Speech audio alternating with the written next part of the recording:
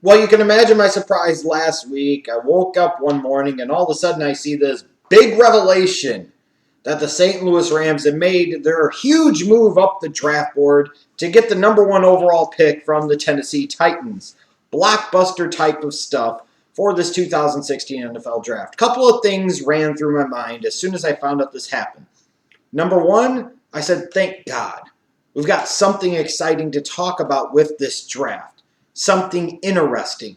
And I hope it leads to more movement in the first round in particular of the 2016 NFL draft than there was in the frankly very boring to watch 2015 NFL draft. Just from a fan perspective, I'd like to see more trades, more deals, more movement this year. And if the pre-draft buildup is any indication, we will. I mean, let's not forget Philadelphia made a deal to package off Byron Maxwell, Kiko Alonso, and the 13th overall pick to move up 5 slots with Miami to get the 8th overall pick. So this is the second pre-draft deal involving somewhat sizable moves up the draft board. So this has been very, very interesting to say the least. Number two, I had a bit of a chuckle and a laugh, I can't lie. 4 years after everybody was kissing the Rams' ass for this great bounty of picks that they got and the great price they were able to extort out of the Washington Redskins for the RG3 pick slot, even though the Rams haven't made the playoffs since that happened, and the Redskins have made the playoffs twice in that same 4-year stretch with both RG3 and Kirk Cousins as their starting quarterback.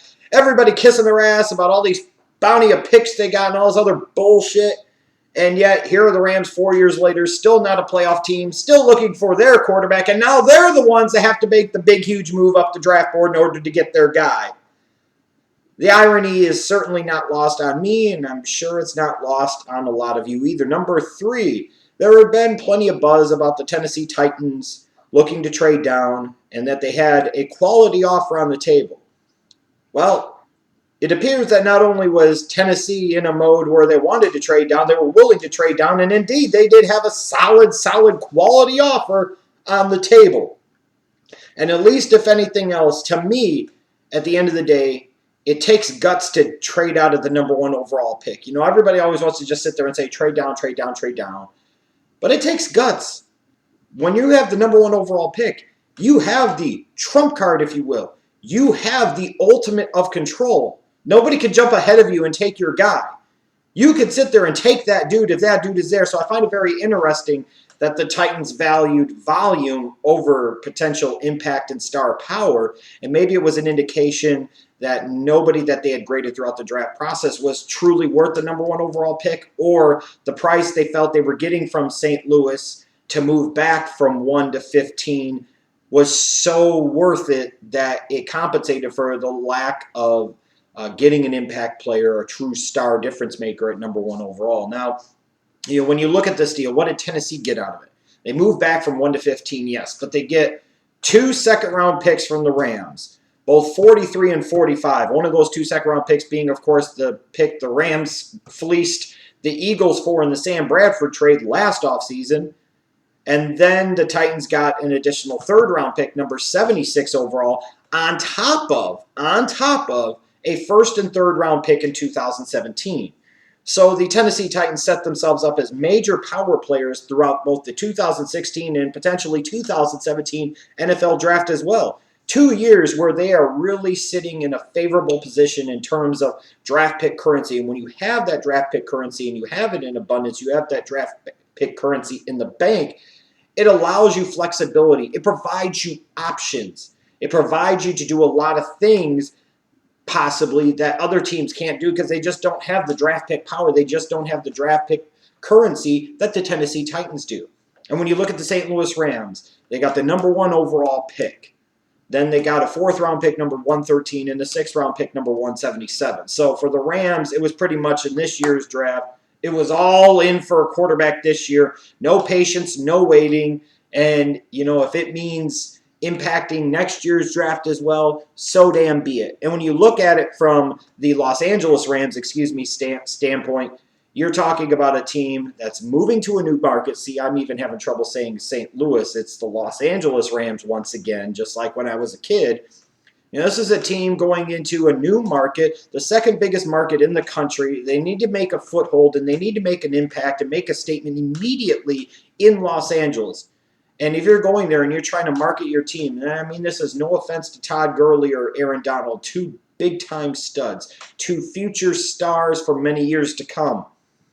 Ultimately, quarterbacks put asses in seats. Quarterbacks move the needle. Quarterbacks make franchises. And the St. Louis Rams were one of those teams, now the Los Angeles Rams, see, I did it again, that didn't have that quarterback. They didn't have that guy to move the needle. They don't have that guy that can make the franchise, that can compensate for a lot of things. So, it's kind of interesting and, again, ironic that 4 years later, after fleecing the Redskins, now it's the Rams with their move to Los Angeles who have decided to take that big courageous move up the board from 15-1 and pay a steep price for it in order to get their guy. When you look at this from Tennessee's standpoint, you look at a team here that has 6 of the first 76 picks in this draft. You've still got a mid-first round pick, which is still land you a quality player. You've got some major draft pick ammo on day 2 of the draft. You got 3 second-round and 2 third-round picks 33, 43, 45, and then 64 and 76. Those are picks where you could get solid players. Those are picks that could allow you to peel back if you want to accumulate even more additional draft pick currency in volume, or allow you the flexibility to be able to move all over the place, maybe move down some, maybe move up some. The Tennessee Titans have all types of options, and they're going to have some of those same options again in 2017, no matter how anything plays out, unless they trade one of these picks that they have. You're talking about a team come next year that is going to have 5 of the top 96 picks in the draft. No team at this moment right now has that position of draft pick currency power that the Titans do. They're going to have 2 first-rounders, a second-rounder, and 2 third-rounders as it sits right now. That's an incredibly powerful position in this year's draft, and still a very, very strong, powerful position in next year's draft. The Tennessee Titans have the opportunity, the potential to run things the next 2 years when it comes to the NFL draft. They really, truly do. And when you look at the St. Louis Rams coming this year, they've got a first, they've got 2 fourths, they've got 2 sixths. Come next year, they're going to have a second-round pick, no first, no third-rounder. So it's a big price to pay. It's a steep price to pay. And, at the end of the day, I guess you put it this way. We know why the Los Angeles Rams moved up to number 1 overall. The Rams have to go get that dude. They have to go get a quarterback. That's the only way that this deal makes any sense at all. Whether it's Goff or Wentz is yet to be determined. But you look at it and you say you have 2 types of teams in the NFL. Teams with franchise quarterbacks and teams without. The teams in this category with the franchise quarterback are much more likely to be a championship contending, if not Super Bowl winning team, than the teams without. You got to have that guy that can move the needle. And if you're the Los Angeles Rams now moving into LA, moving into a new market, trying to make your own foothold, establish your brand, become a marketable entity, you have to have that dude. Especially if you want to get over that hump of winning 6 or 7 football games every damn season. You have to have that guy. So at the end of the day, the St. Louis Rams could have traded out a pick 15 all the way back to the second round and got themselves 20 damn picks. But if one of those 20 damn picks didn't end up being a franchise quarterback, it's all for naught. The shit doesn't matter, period. Now, you'll see a lot of comparisons with this deal to the RG3 deal. And there are a couple of things that make it different this time around.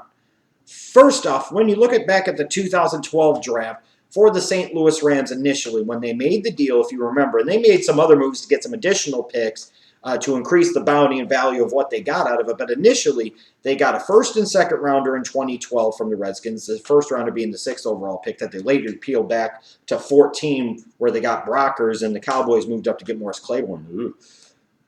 Then they got a first-round pick in 2013, a first-round pick in 2014. For the Rams, that deal was about quality. They wanted big-time marquee picks to move back from 2 to 6, and that's exactly what they got. When you look at this deal, to me, for Tennessee, it's about sheer volume of picks. Not to say that getting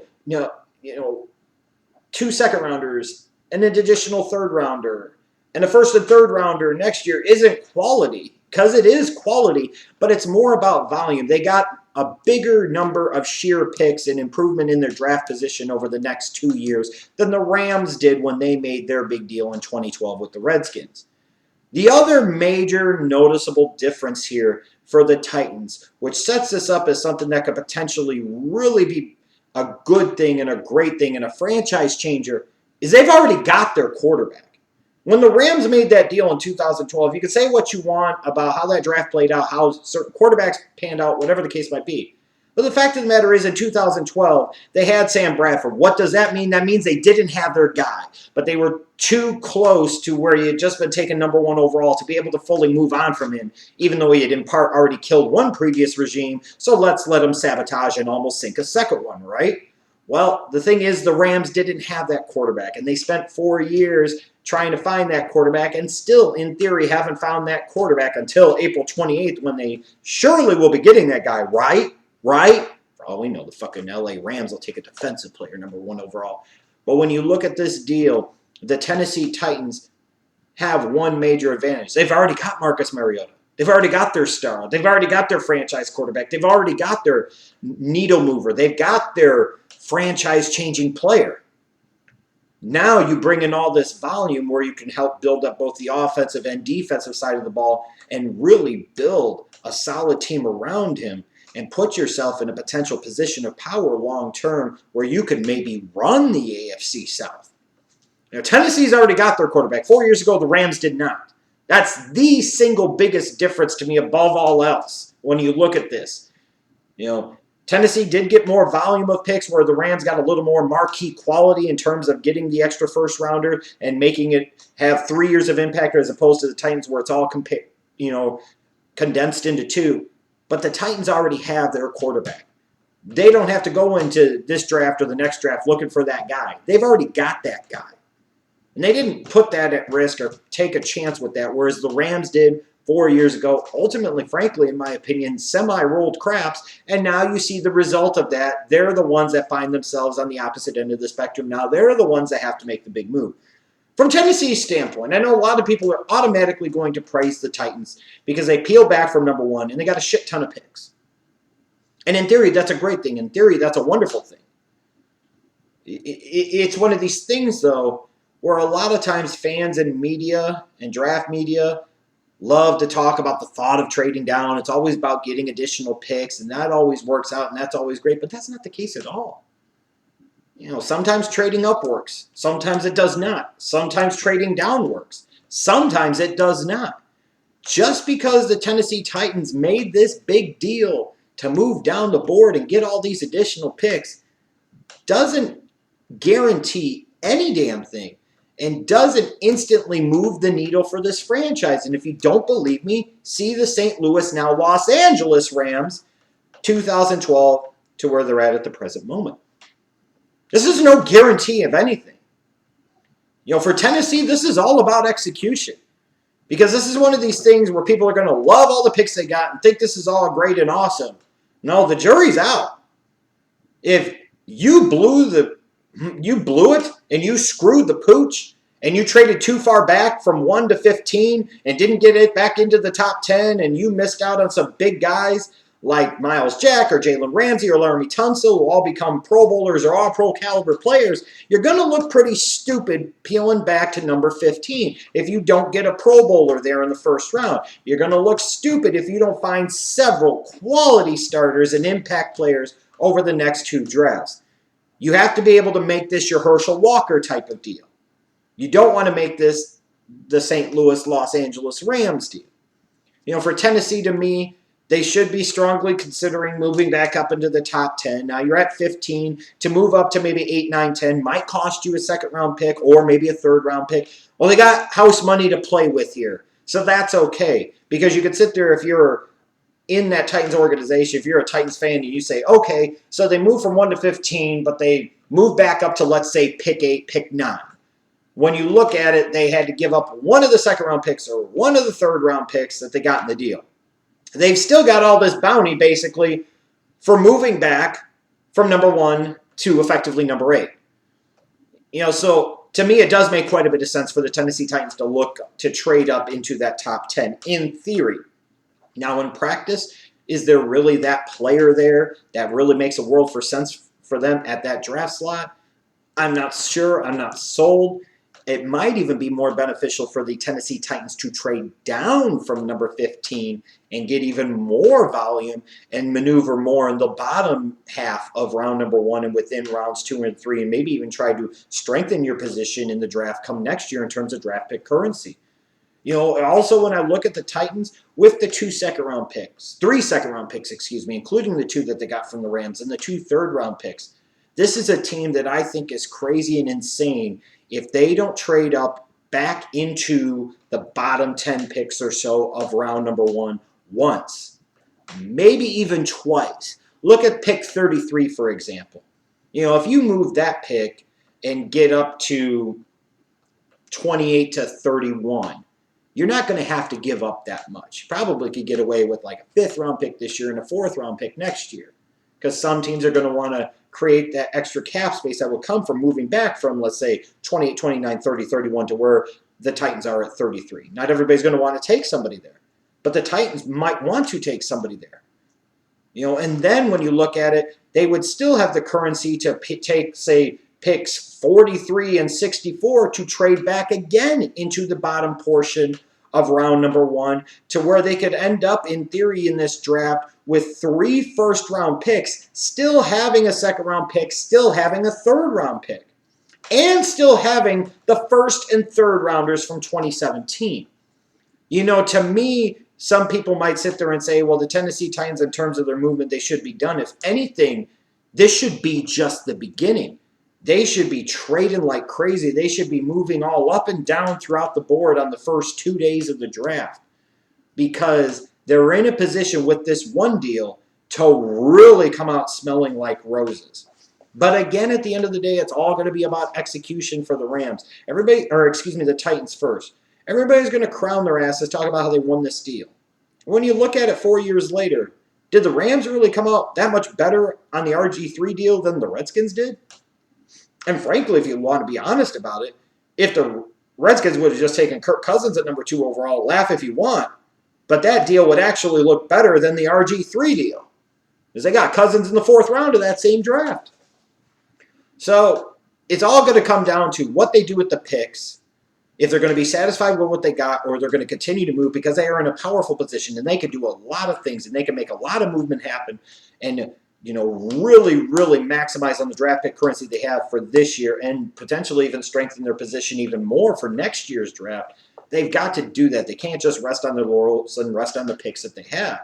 But it's going to be about execution. You got to improve the protection for Mariota, get some more weapons for Mariota, and then you got to beef up the speed and athleticism and strength of that defense. If they can really, get some solid impact players out of these next 2 drafts, then obviously the Tennessee Titans will look like geniuses for making this deal down, and we'll be talking about them as a team on the rise and a future championship contender. But that is not guaranteed just because they made this move down. And in terms of the Rams, you're going to Los Angeles. Now you've got the number 1 overall pick. I find it kind of interesting. Even if you bring in that young franchise quarterback, he's still not going to have much to work with on the outside. Yes, it helps that he's got Todd Gurley, tremendously so. Maybe you're trying to build yourself a bit in the image of the Seattle Seahawks, where you want to have a top-flight defense, a great running game, and those role-playing kind of receivers with that quarterback that can do a bit of everything. But the problem is that when you look at the Seahawks and how they were built, their defense is a hell of a lot better than the Rams is. We might pretend that the Rams defense is better than it actually is. They have those moments of greatness and they have those moments of suck. An inconsistent unit that just lost arguably their top corner in free agency in Janoris Jenkins. This is a defense that still has holes on it. This isn't the solid all-around unit at all 3 levels that the Seattle Seahawks have. And the Rams, frankly, aren't that close to what the Seahawks have from a defensive standpoint. You look at this and you say, you bring in this young quarterback, it's good. He's got a running game, but that offensive line's still questionable. You've invested a lot in that, and I still don't think I've seen the fruits of that labor. And who's he going to throw to? Who are going to be the skill players that can make big plays happen on the outside? Who are going to be those difference makers? They don't have one. Tavon Austin is underutilized, really more so misutilized in that Rams offense. But he's just one dude, and he's not that special of a talent. He has those moments, but they are fleeting. He's not that guy. The Rams still won't have that guy. And unless they make a trade or a big free agent move next offseason, they're going to bring a young quarterback into a situation with a questionable offensive line, a great running back in Todd Gurley, and frankly, shitty weapons on the outside. Is that really a great situation to bring a young quarterback into? Ultimately, I guess at the end of the day, it's going to be about the Rams.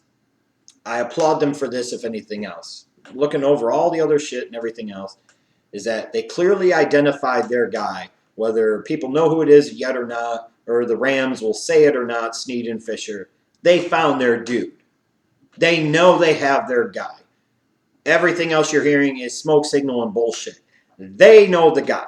Everybody's going to guess whether it's Carson Wentz or Jared Goff, but they know who it is. And I applaud the Rams for, if anything else, going and getting their guy. The worst thing you could do is sit on your hands and be complacent and lazy and pray something happens and not make something happen. Sometimes you get to a point when you're a franchise, you have to go make something happen. And if you feel one or the other quarterback at the top of this draft were going to be that franchise difference maker, then you have to go get them, and no price is too much to pay, frankly. Because if that guy becomes that guy, he's going to mask some of those deficiencies. He's going to make you so much more of a well-balanced and complete and dangerous football team that you can take that time to build up these other areas and focus on these other things. If you were, let's say, let me give you a perfect example. Let's say you're an old Colts fan. And let's say the Colts back in the day in that 98 draft had the second pick. But the Chargers had the number 1 pick, and the Chargers actually liked Leaf more. They knew either Leaf or Manning. They felt they would be good, whatever the case might be. If you're the Indianapolis Colts, and you're sitting there, and this team comes calling the Chargers and say, hey, you can move from 2 to 1 to have whichever quarterback you want, because we'll take the other one, we'll be fine with that. You have to give up your second-round pick, your third-round pick in 98, your first-round pick in 99, your first-round pick in 2000. Would you do it? You'd do it every fucking time, and you'd be crazy and insane if you didn't. Period. Period. I mean, you have to. Look at when the Giants made their deal for Eli in 2004, moving up from 4 to 1. They gave up picks in that draft. They gave up a first-round pick the following year. And they've got 2 Super Bowl rings. Sometimes you have to make that deal. You have to make that move.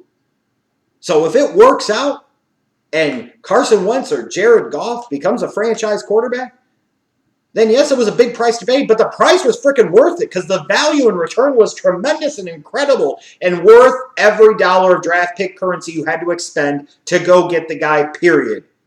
If they pan out, that's all that matters. If either one of these guys becomes a franchise quarterback and the Rams take him, then you could argue no matter what Tennessee does, the Rams at the end of the day are the big-time winners. Worst case, it's a push and a draw, and both teams came out better for it.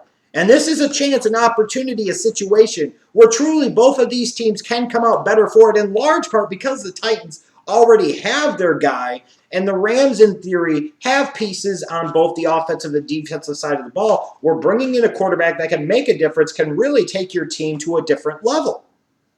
In my opinion, the Rams should be taking Carson Wentz number 1 overall. He's been my top quarterback in this class since the beginning of the process, and he stays there today.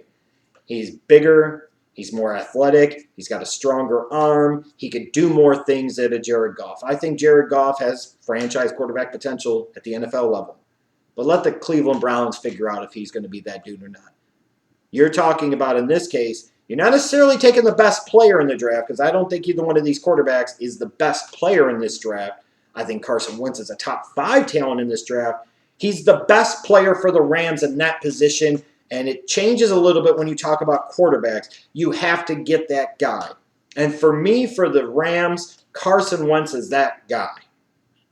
Jared Goff's not a buster. He's not a scrub, and I don't think he's going to be a bust. But he's not Carson Wentz. And if the Rams sit there and take Carson Wentz, I think that organization, that roster, that fan base is going to be very pleased with that decision for many years to come.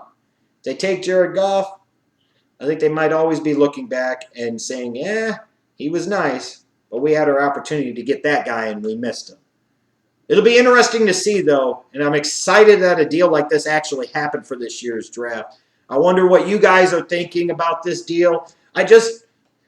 Just because, though, at the end of the day, the Titans got all those picks, don't just crown their asses.